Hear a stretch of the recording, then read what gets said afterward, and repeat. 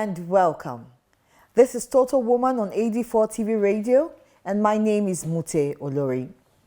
For years, the media has been flooded with horrifying stories of Nigerian women and girls trafficked for sexual and labor exploitation in their attempts to escape the dire economic situation at home where jobs are hard to come by. In many cases, these girls and women are already vulnerable. Today, we'll be discussing the impact of all the intervention from key players on girl child trafficking. And my guest is an entrepreneur, humanitarian, and founder of the Make Me Elegant Foundation and the Young Widows Mind Foundation. Please join me to welcome, joining us online this day, Kehinde Okorafor. How are you, madam? Thank you so much. Good afternoon. Good afternoon. Wow, you are indeed a superwoman. You know, I admire you a lot. You run two NGOs, two foundations. You have your business, Make Me Elegant Foundation, and still you have time to mentor young girls. Not to mention your obligation to your family, and you've been doing this for years.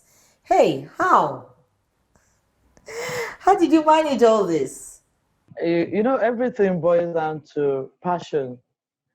When you have passion for something, it makes it more easy for you, you know. But I managed to run both together. You know, this human trafficking home came in 3 years ago when we did the work with Oni of Ife at Ife. And a young girl just walked down to me and said, "Do you know that one of your girls, she's in Oman?" I said, "No, it's not possible. You know, she can't be in Oman." You know, after a week, she now sent me a message and said she's actually in Oman. And I said, "Are you okay?" She said she's okay. So I traveled to Dublin. I was in Dublin when she sent messages and said, "I'm not okay." So I think she was the one that was now telling me what they were going through. And since then, I just have to start the campaign against modern day slavery. So that's just about that. So you have assisted in the rescue and repatriation of several women and young girls for the period of time that you started working, right? Yes, you know, when they came back, BBC interviewed them, and through the interview, a lot of them, you know, started sending me messages on Facebook. And what I did was, I know so many of them needed help and they needed someone to talk to.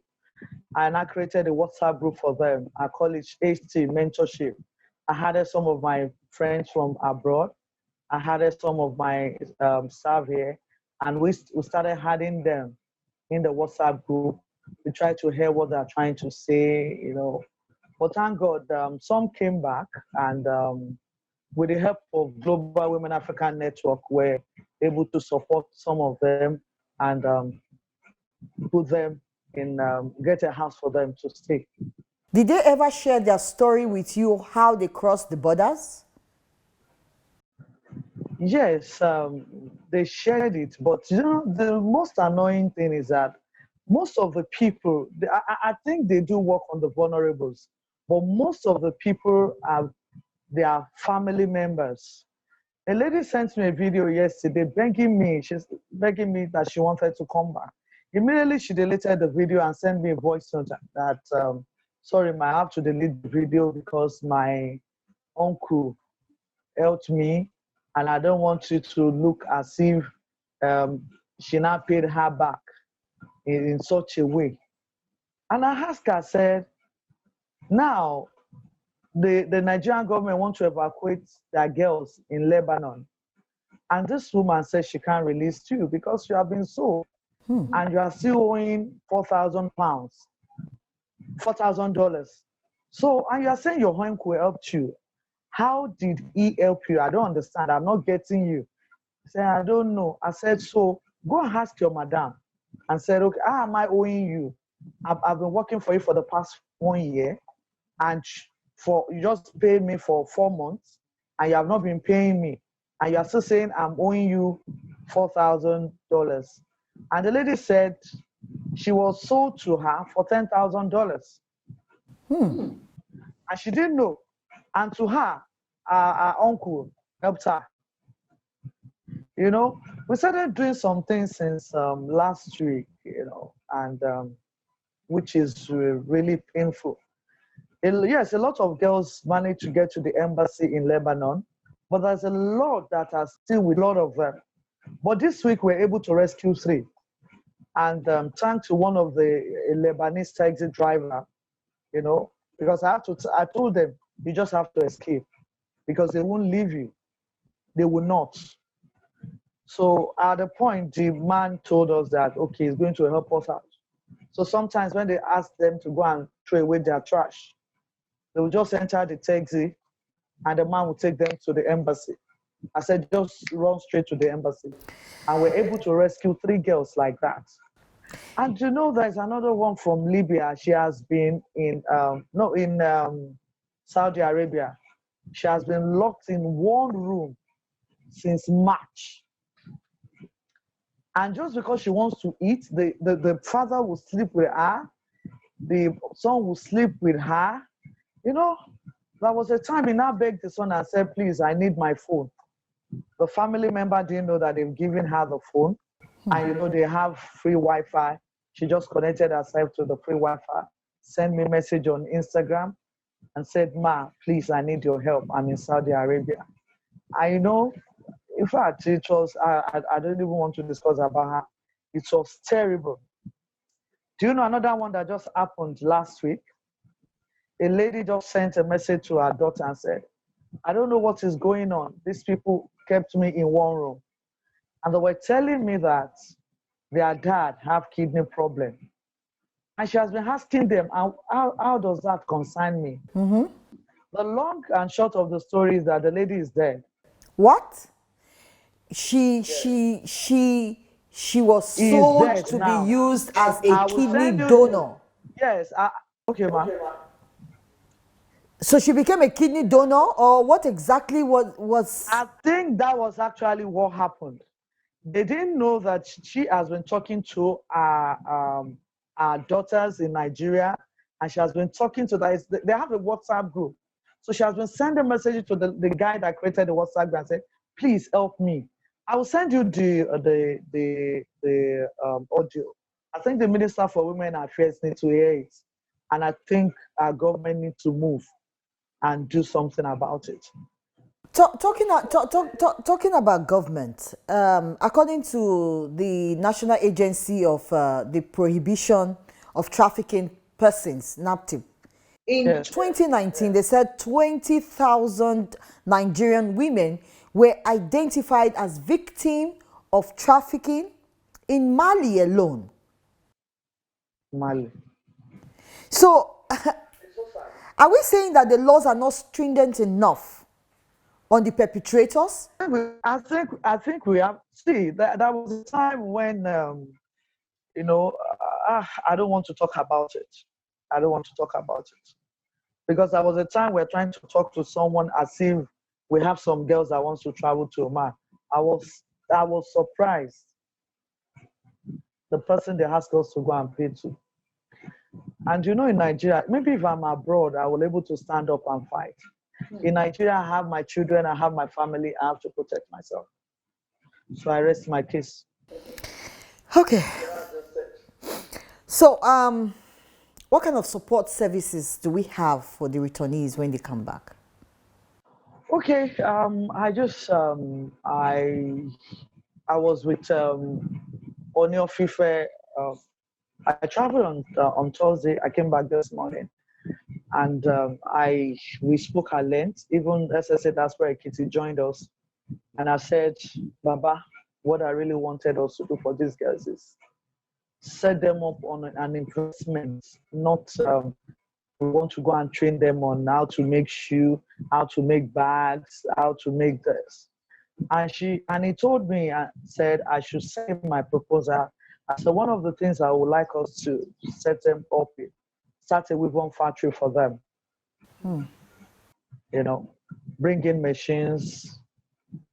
Someone said you can come and train them on how to produce plastics, and Baba said anything we know that we want to train them on, we should just send him the proposal. He will give his support. That's the most important thing. There is a lady that is going to join us, Toby. It took me time, for me to convince her to come back to Nigeria. Yes, she wanted to come back, but immediately it dawned on her that she's going back to Nigeria. She just called me. I was shocked. If I get back to Nigeria, what will I be doing? And don't forget, I don't like blaming all those, most of the girls. Because that is the next thing I really wanted to say, because most people will say it's tough, but we're here. Why did they go? I mean, then they should bear whatever experience they find there. And I don't know, because most people will say, I mean, it's I don't know if you share the same opinion. If anybody has faced hardship in Nigeria, you will know it is not easy. My mom always told me something in Yoruba. I'm sorry, I have to say it in Yoruba. Anu leriba. It is just God's grace. So many people doesn't have that grace.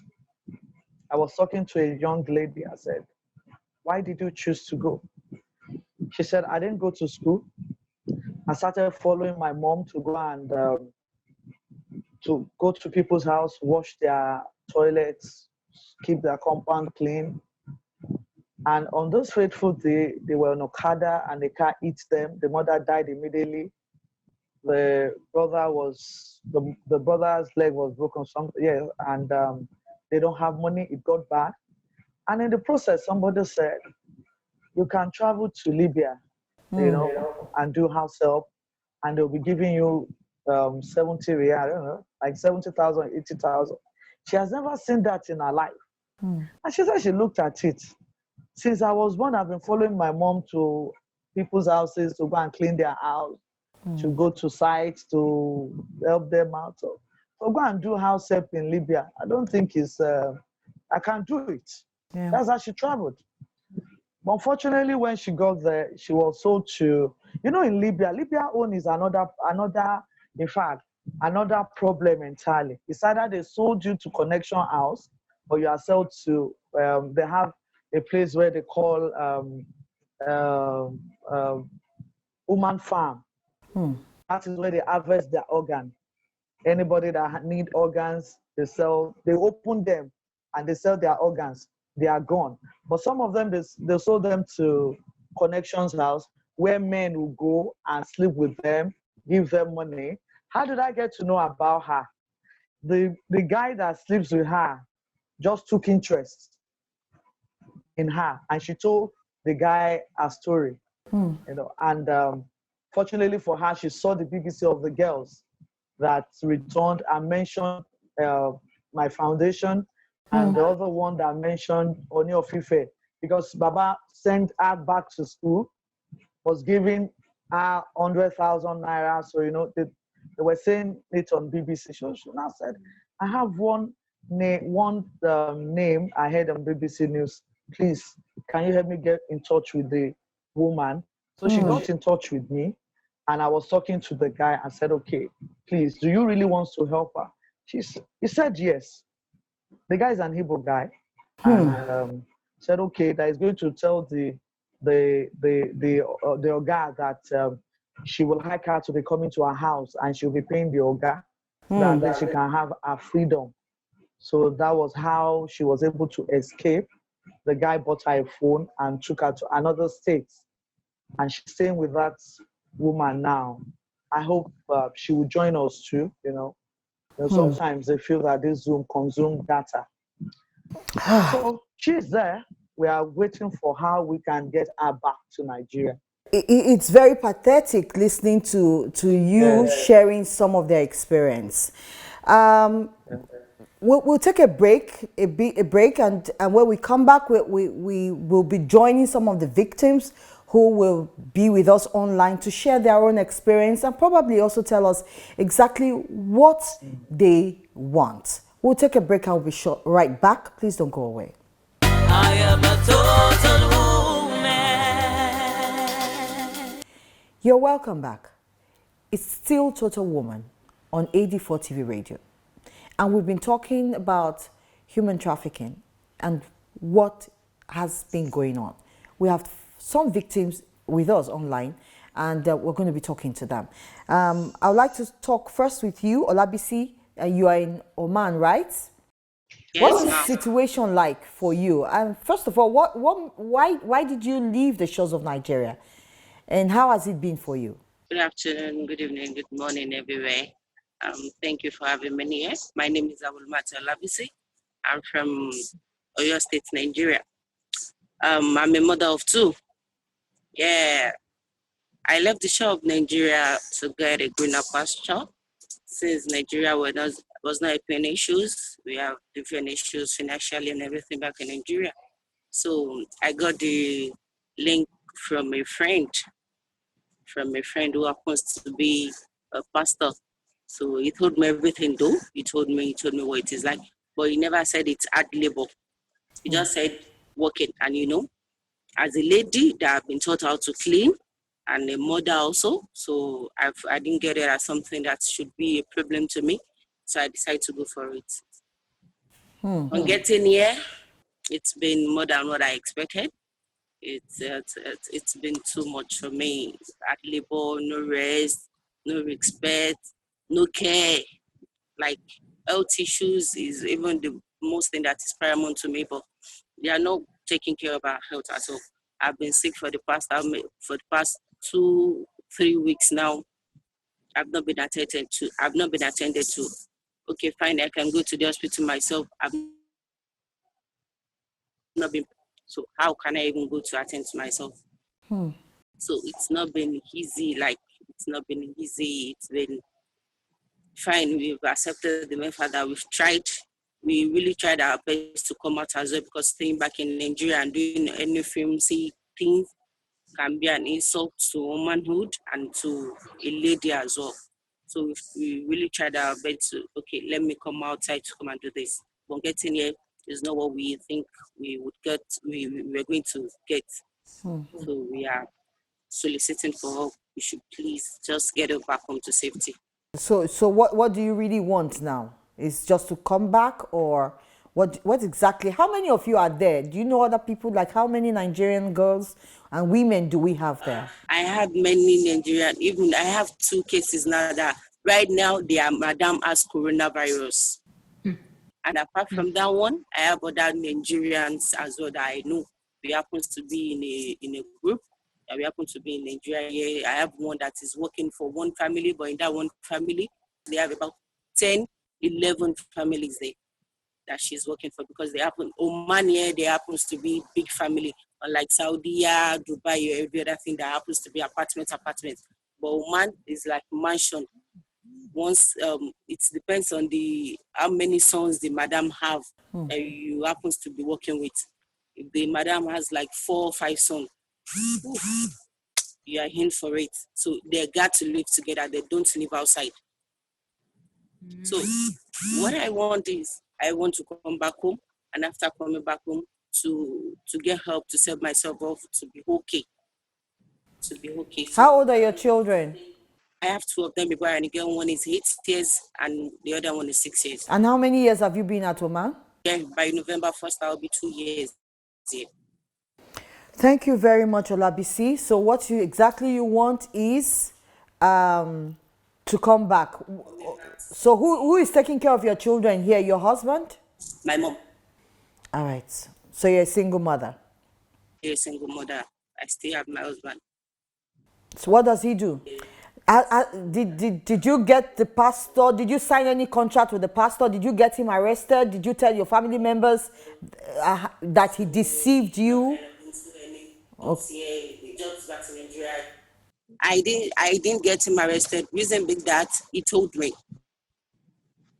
This is what you are going to do. Let me say 20 hours work, 4 hours rest. He didn't just tell me to that extent. They didn't tell me to that extent. But he told me this is your work. And they have one thing here that it's this, maybe the British people, the English people, they didn't know that the British has the difference between a nanny a cook, a cleaner. So which one are you? There's a difference. There they combine everything together. Here they combine everything together. Before I left, I was told I was only going to clean. But getting here, I was told you have to take care of the baby, you have to clean, you wash, you iron, you cook, and every other thing. How much are you being paid? In Nigerian currency, 75,000. But that was not what I was expecting. I was told 80,000 in Nigerian currency. In Nigerian currency is 80,000. That is what I was told. And I was told only to clean. Only to clean. But getting here, they combine everything in one. All right, Olabisi, thank you very much for taking your time to talk to us. We know that all you need is you really want to come back. Do we have an embassy there in Oman? No, Oman is, we don't have embassy or consulate here in Oman. We don't have one in Oman at all. So there's nowhere you can run to for help. So how did you get to know about Make Me Foundation? Yeah, I was just scrolling my Facebook page one day, and so I got, was it, no, not Facebook, it was YouTube. Okay. So I got to know her through this Damilola Okay. and this other lady, Shokumbio. I don't remember her name. Okay. They have this. It's okay. It's okay. It's okay, Olabisi. It's okay. We wish you well, and I pray that you'll be able to find medical care as soon as possible, so that you stay healthy, and whatever the foundation can do in support with AD4 TV Radio and Total Woman, we'll do our best to see that you get back home. Thank you, Olabisi. All right. So I would like to go to Abi Dami. Abi Dami is in Saudi Arabia. Abi Dami, how are you? Thank you for joining us. Thank you so much, Ma. Good afternoon. Good evening. Yes. Is your story the same thing like Olabisi? How are you married? You have children? How did you leave the shores of Nigeria? Similar. I'm not married. I'm a single mother. I am 25 by next month. My daughter is 4 years. I left my daughter because this coming to Saudi Arabia looked like an escape for me. I was down emotionally, and I was suffering from depression. I was having some mental issues. My mind. So I escaped. So while I relocated from Lagos to my mom's place, and I got to know the agent, and he said he's a friend of my sister. My sister's family friend connected us to the agent, and he said he was going to help me go to Dubai to work in a shopping mall as a cleaner. I said, okay. He asked me to go get my passport. I said, all right. When everything was set, he did Saudi Arabia traveling for me. He said Dubai, they're not giving Nigerians visa. I said I wasn't going to go to Saudi Arabia. Though I know about Oman. He said, what about Oman? I said, I don't know. So lately, I looked at my life. It was getting suicidal at the moment. But whenever I look at my daughter, I said, no, you don't just have to die. You have to move on. So I decided to come to Saudi Arabia because it's a holy nation. Then when I got here, I didn't know I was sold. He sold me. When I got to the employer, I couldn't work there because I was being maltreated. I told him. He said, okay, I should tell my employer to take me to the office where he bought me from. When I got to the office, I was beaten. I was beaten to the point of death because I said I was afraid. When I got to Saudi Arabia, I sent videos of how they treat people. I said, I don't want to be part of this. I told him, he asked me to return the 1 million that was used to bring me to Saudi Arabia. I didn't pay him any amount. He said he was just trying to help me, and I should pay. That if I won't pay, there's no way I can come home. So I agreed to work, and they took me to another house. From there, I stayed there, not knowing that I was sold. I got to this country. I've never set my eyes on my passport. Those people maltreated me. I contacted the office again. They said that I've been sold, that there's nothing they can do about it. So I called my agent. He said, you have to leave there. I was sick. I was locked in the toilet for days. I was not taken to the hospital. The beating that was given at the office affected me. They did scan and X-ray for me, and I couldn't sleep. Right now, I'm suffering from a lot of things. Currently, I am so sick. I'm addicted to Panadol nights. I'm addicted to Panadol Extra. I have it here. I don't sleep without taking Panadol nights. I don't sleep. So I ran out of contract house because I needed to save my life. And since then, I've been working outside. This is it. I've been working outside without papers, and I cannot go to the hospital because they're going to ask for your passport. They're going to ask for your residence. I'm an illegal person in Saudi Arabia. I'm going to end in jail. And I have a daughter at home. I don't have anything. My case is different. It's worse from any other person. I am just here. I want to come home. I don't know how it's gonna be. But when I was going through YouTube and I saw this interview by BBC for some still survivor of human trafficking, and they made mention of Mrs. Kehinde Okora for Make Me a Legon Foundation. So I said, no, I need to look for this person. I searched on Facebook and I saw it. How long have you been there? How long have you been in Saudi Arabia? It is a year and some months. I think a year and 8 months. I got here December 2018. So how many Nigerians do you have there right now? Do you have an idea? Yes, we have a lot of people that one way or the other, they work outside like me. They ran out of their contract out. Some were being raped by their employers. Some were being kicked out. Some were being beaten. Right now, where I'm sitting, I have another sister here with me. She's here. A lot of how we want to go home. The only way we can come home is to get deported. Isn't it better to be deported than going to jail?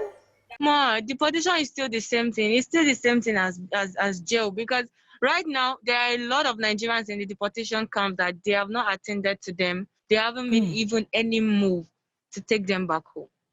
They are too much there, ma.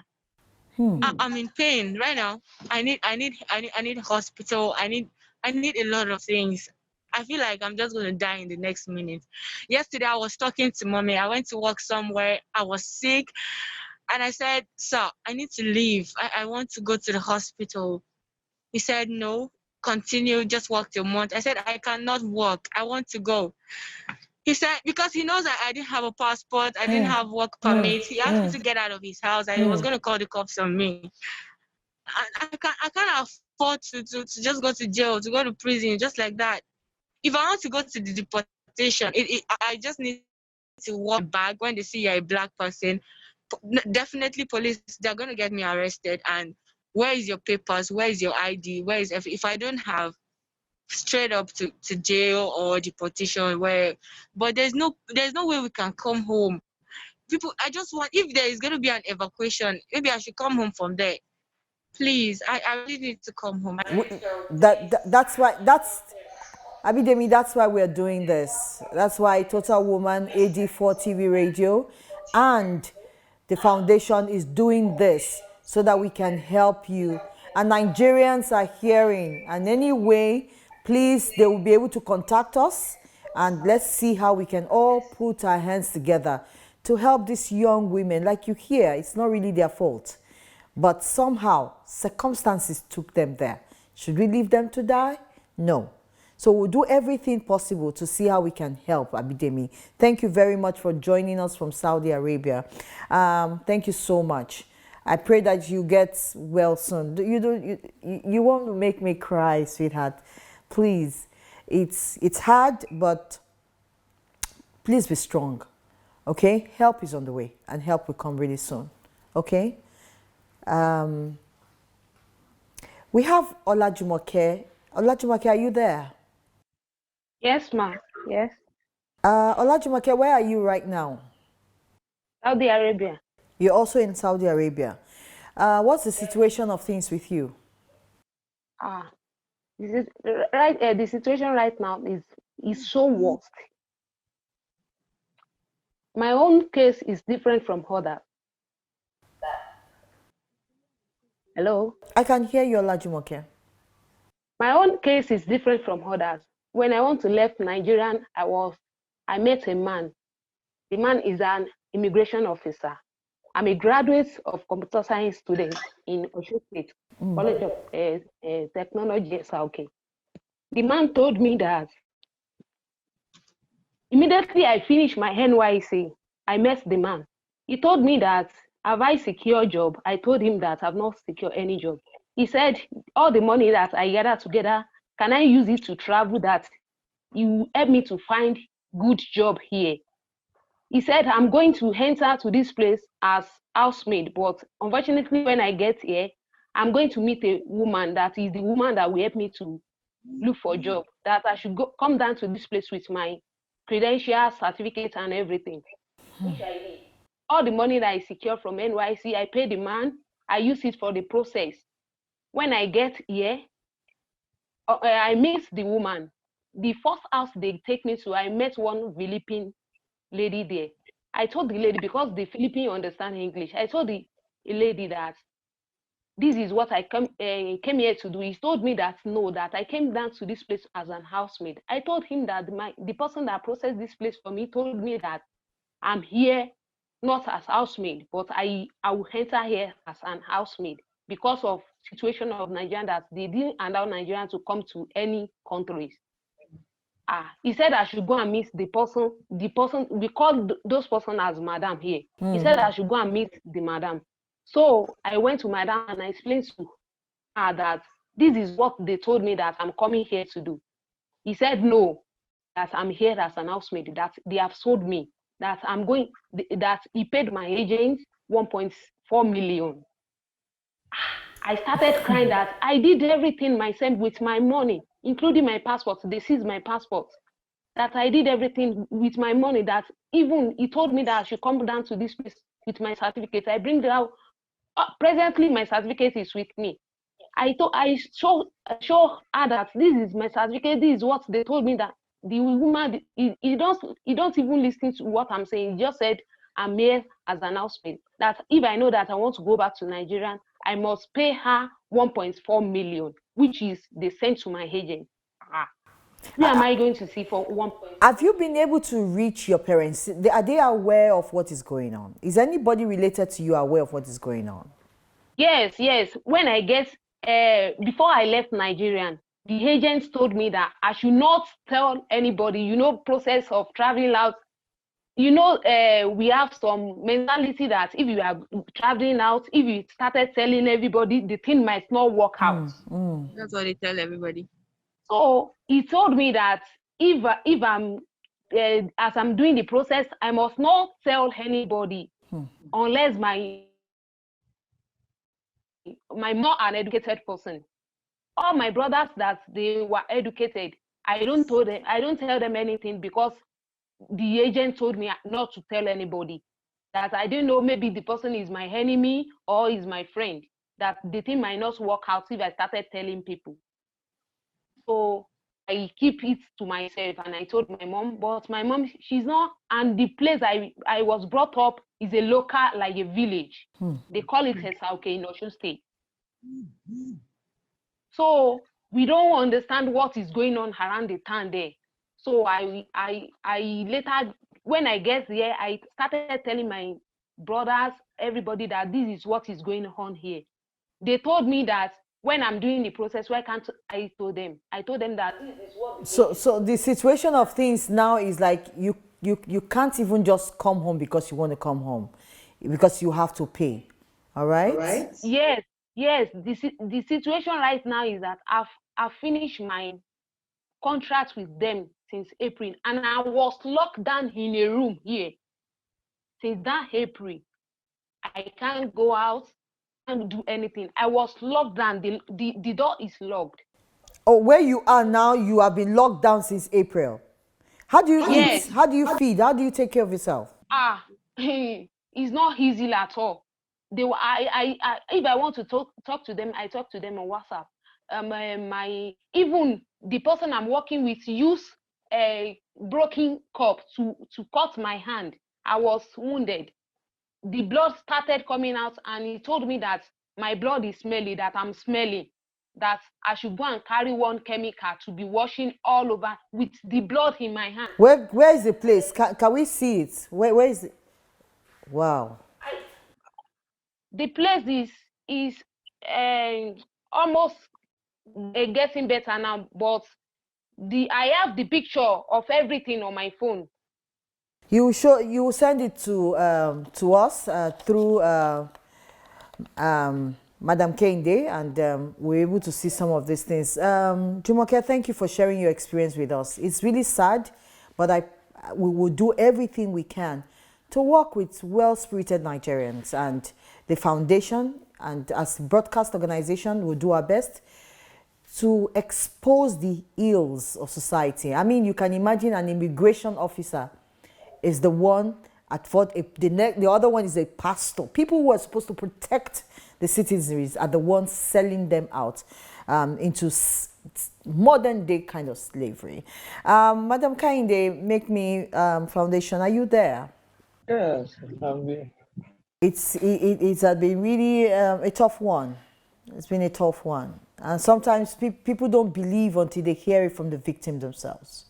So how is your relationship with NAPTIP and all other government organizations that are supposed to be responsible for this kind of issues?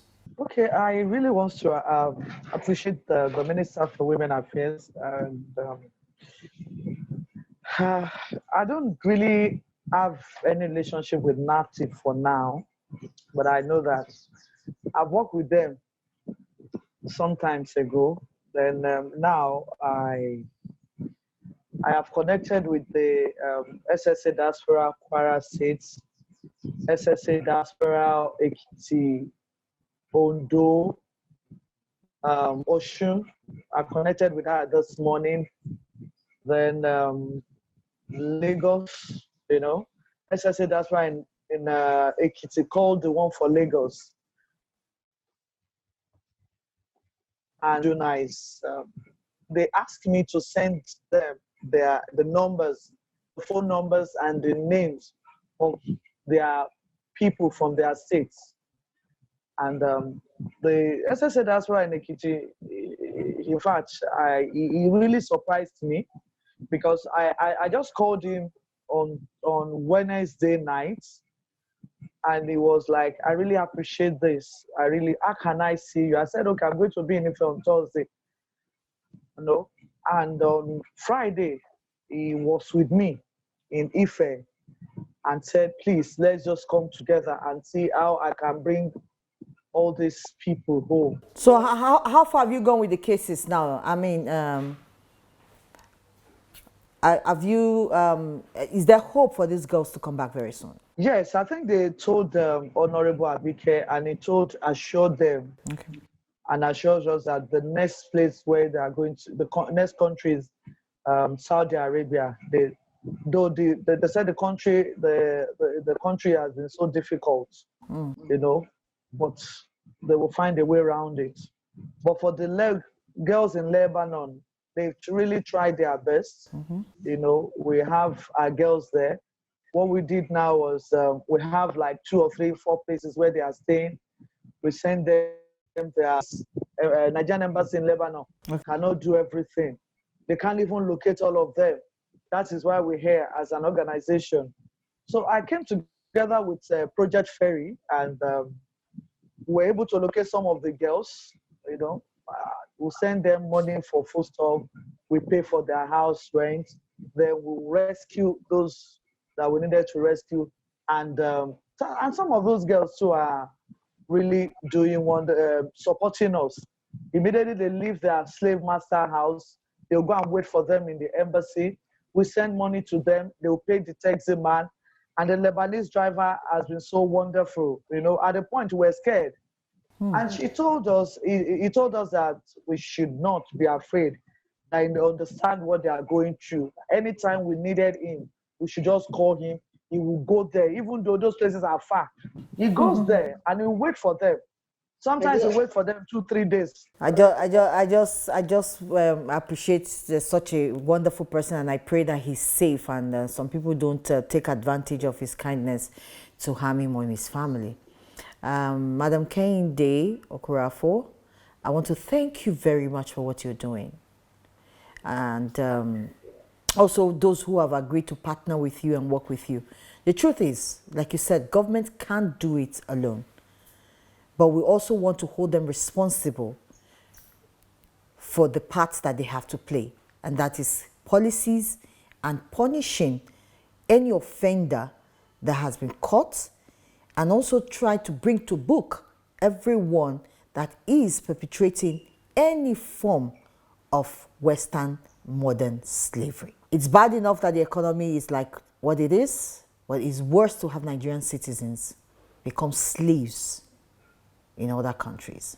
Thank you so much for coming on the program today and for sharing this experience with us. We would definitely see how to continue this work with you through any form you need, media support, any other support we can give you on the program Total Woman, because on this show our focus is women, the well-being of women, and how we can how we can change the narrative and give the Nigerian woman the confidence and the position she deserves. Thank you so much for joining us. And I wish you all the best. And thank you. My regards to the Oni for what he's doing. The Oni of Ife has been doing great. Our regards to him and to all the others working with you. Thank you so much. And that's the show for today. It's been a very emotional one for me. And I hope that you get in touch with us in all our social media platforms and see how you can contribute your own quota to see that we rescue the Nigerian girl and the women who are out there trying to make ends meet. I'll see you again next week. Bye-bye.